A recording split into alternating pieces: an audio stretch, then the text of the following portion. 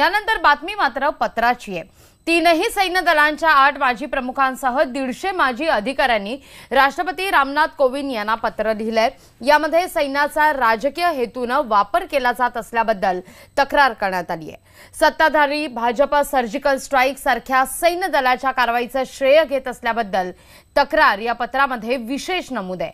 त्याचबरोबर सैन्याला मोदींची सेना म्हणणं हे अपमानकारक असल्याचं यामध्ये सांगण्यात आलंय।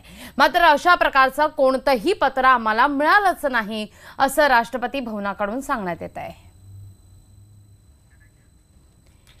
इलेक्ट्रोल बॉन्ड संदर्भात सर्वोच्च न्यायालयाने महत्त्वाचा निर्णय आज दिला। सर्व राजकीय पक्षांना येत्या 30 मे पर्यंत सीलबंद अहवाल निवडणूक आयोगाला देण्याचे निर्देश देण्यात आलेले आहेत आणि यापूर्वी निवडणुकीपर्यंत हस्तक्षेप न करण्याच्या केंद्राची याचिका कोर्टाने मात्र फेटाळून लावली आहे। यामध्ये निधी देणाऱ्यांची माहिती देण्यास सांगण्यात आलंय। निवडणूक प्रक्रियेत पारदर्शकता यावी याकरता इलेक्ट्रोल बॉन्ड्स जारी करण्याची प्रक्रिया थांबवावी किंवा मग देणग्या देणाऱ्यांची नावे जाहीर करावी अशी मागणी एनडीआरने वैधतेला आव्हान देणाऱ्या याचिकेत केली होती।